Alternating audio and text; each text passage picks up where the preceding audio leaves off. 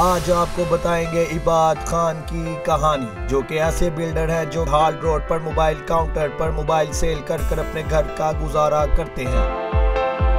महंगाई के इस दौर में अपनी फिटनेस को कैसे मेंटेन रखते हैं और कितनी मेहनत से इन्होंने मिस्टर लाहौर मैन फिजिक का टाइटल अपने नाम किया, जानिए इस वीडियो में। अस्सलाम वालेकुम पाकिस्तान, नई बात डिजिटल के साथ आपका मेज़बान मुताहिर गिल आपकी खिदमत में हाजिर है। इस वक्त मैं हाल रोड में मौजूद हूँ और मेरे साथ इबाद खान मौजूद हैं, जिन्होंने मैन फिजिक का टाइटल अपने नाम किया है। लेकिन महंगाई के इस दौर में जो एक बिल्डर होता है, उसकी डाइट, उसके प्रोटीन और जो उसके अखराजात होते हैं वो कैसे पूरे होते हैं। और जो काउंटर इन्होंने यहाँ पर लगाया हुआ है, अक्सर यहाँ पर LDA वाले भी आ जाते हैं जो कि इनको कहते हैं जी काउंटर उठा लो, आपने रास्ते में लगाया हुआ है। कितनी मुश्किलात इन्होंने फेस की हैं इस टाइटल को अपने नाम लगाने में, और आगे फ्यूचर में और जो हमारी गवर्नमेंट है उनका क्या रिस्पॉन्स है, इनके साथ इनसे बात करते हैं। अस्सलाम वालेकुम जी। वालेकुम सलाम भाई, कैसे हैं आप? तबीयत से ठीक है? सर आप बताएं खैरियत से? अल्हम्दुलिल्लाह। सर कब आपने ये टाइटल विन किया? ये मैंने लास्ट 19 तारीख को विन किया था, 19 दिसंबर को। तो अब मैं रेलवे की तैयारी में हूँ, तो इंशाल्लाह बस उसके लिए दुआ की ज़रूरत है। तो अल्हम्दुलिल्लाह वो भी इंशाल्लाह जीत ही जाएंगे। कितनी देर लगी है आपको रेडी होने में?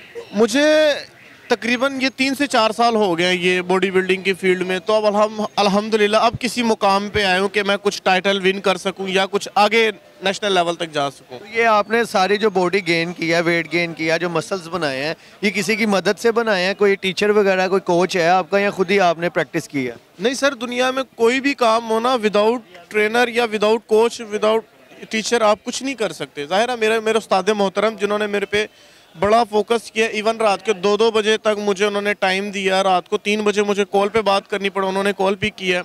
तो उन्होंने काफ़ी मुझे कोऑपरेट किया। वो मेरे से कोई फ़ीस नहीं लेते, जिम की फ़ीस नहीं लेते, वो मेरे से कोचिंग की फ़ीस नहीं लेते। वो मुझे काफ़ी सपोर्ट करते। इवन मुझे अगर पैसों की ज़रूरत पड़े वो यहाँ तक भी आते हैं कि मैं आपको पैसे देता हूँ, आप तैयारी करो, क्योंकि उनको पता है मैं किन हालात से गुजर रहा हूँ, किन मुश्किलात से गुजर रहा हूँ। जो एक बिल्डर होता है उसको सप्लीमेंट्स भी लेने पड़ते हैं, उसको मटन वगैरह या चिकन वगैरह बॉयल, मतलब वो चीज़ें खानी पड़ती हैं जो आम जिंदगी में लोगों को नहीं मिलती, ड्राई फ्रूट्स वगैरह।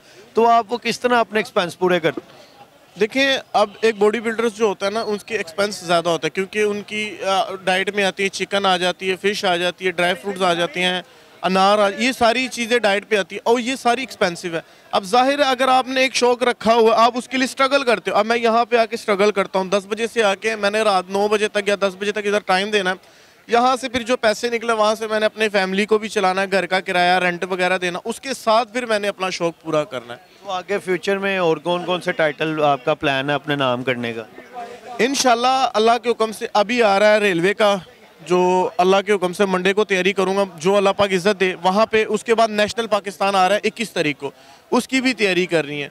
बाकी फिर जब जो मेरा कोच कहेंगे, जो उस्ताद कहेंगे, हम उनके पैटर्न पे, उनकी वे पे चलेंगे। अच्छा, मैन फिजिक जो होती है, ये जो आम जिस तरह थाई वगैरह, या इसमें क्या क्या चीज़ें बॉडी की काउंट होती हैं? मेंस फिजिक में बेसिकली आपका अपर आता है, आपकी वी टेपर शेप होनी चाहिए, एब्डोमिनल एरिया बिल्कुल क्लीज, ओब्लिक, सारा कुछ विजिबल होना चाहिए। जैसे मेंस फिजिक में साइज मैटर नहीं करता, तो उसमें ये होता है कि आपको बॉडी की जो अपर होती है वी शेप होनी चाहिए, ओब्लिक्स क्लियर होना चाहिए, यानी पेट के मसल सारे क्लियर होने चाहिए। और ऑपोजिट बॉडी बिल्डिंग आया जो, तो बॉडी बिल्डिंग में बैलेंस मांगते हैं कि अपर भी वैसा और थाई भी वैसी हो।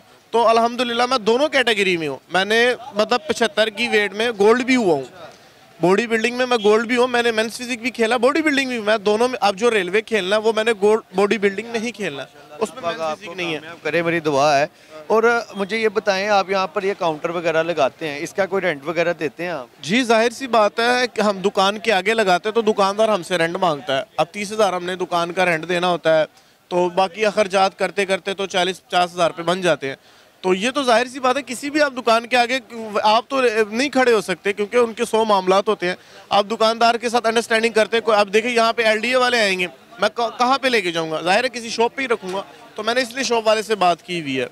तो कितना आप डेली का इससे आप कर लेते हैं, वीकली होता है, क्या सिस्टम होता है? मेरा यहाँ डेली होता है। मिसाल के तौर पर अगर कोई मोबाइल सेल हो जाए तो 2000 भी बच जाते हैं, 1000 भी बच जाता है। कभी कभी ये होता है कि मतलब बचने, अब ये मुकाबले में मैं मसरूफ़ हूँ। आप बिलीव करेंगे पूरा ये वीक चला गया, मैंने कोई मोबाइल ही सेल किया।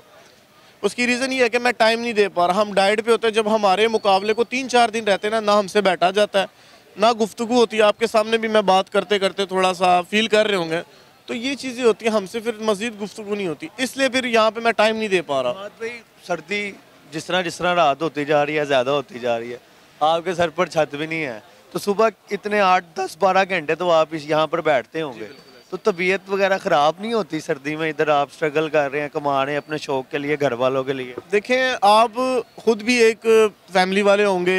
मर्द अल्लाह ताला ने उसको ऐसा सख्त बनाया कि वो अगर बीमार है या जैसा भी है, उसने अपनी फैमिली को देखना है।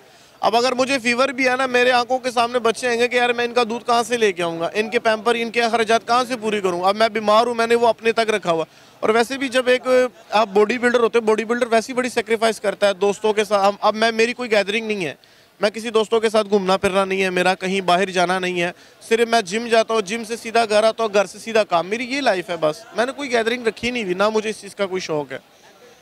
मुझे बताएं कि जो आपके अखराजात वगैरह जिस तरह आपने बताया इस काउंटर से ही आप पूरे करते हैं, तो जो आपकी जो बॉडी आपने बनाई है वो किससे इंस्पायर होकर बनाई है? बॉडी बिल्डिंग में कैसे आए हैं आप? देखें, मेरा ना 2013 में एक्सीडेंट हुआ था, रोड एक्सीडेंट, जिसकी वजह से मैं काफ़ी स्किनी हो गया था, 36 kg हो गया था।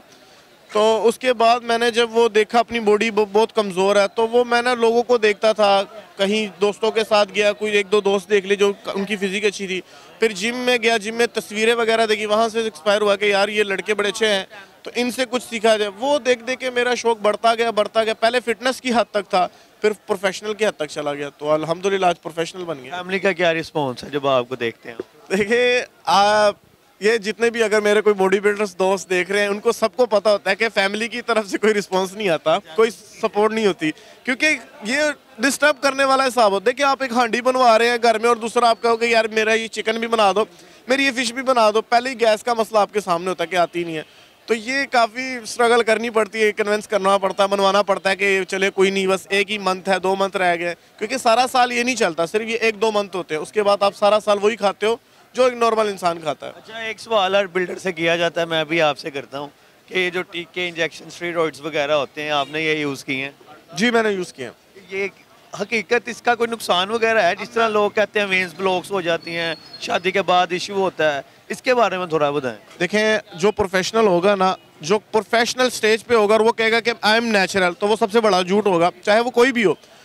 दूसरी बात यह कि अगर आपके पास कोई अच्छा कोच है, आपके पास कोई ट्रेनर अच्छा है जिसको इस चीज़ की समझ है, तो नुकसानात इसके हैं लेकिन कम होंगे, साइड इफ़ेक्ट होते हैं लेकिन कम होंगे। लेकिन अगर आप उस्ताद की गाइडलाइंस पे चलते हैं, अगर आप अपनी उस्तादियाँ दिखाते हो कि मैं थोड़ा ओवरडोज ले लूँ, कुछ ज़्यादा लगा लूँ, टीका ये वाला लगा लूँ, ज़्यादा बड़ा हो जाऊँगा, उसका साइड इफेक्ट 100%। बिल्डर है जो अपने मुंह से कह रहे हैं मैंने स्टेरॉइड्स ली।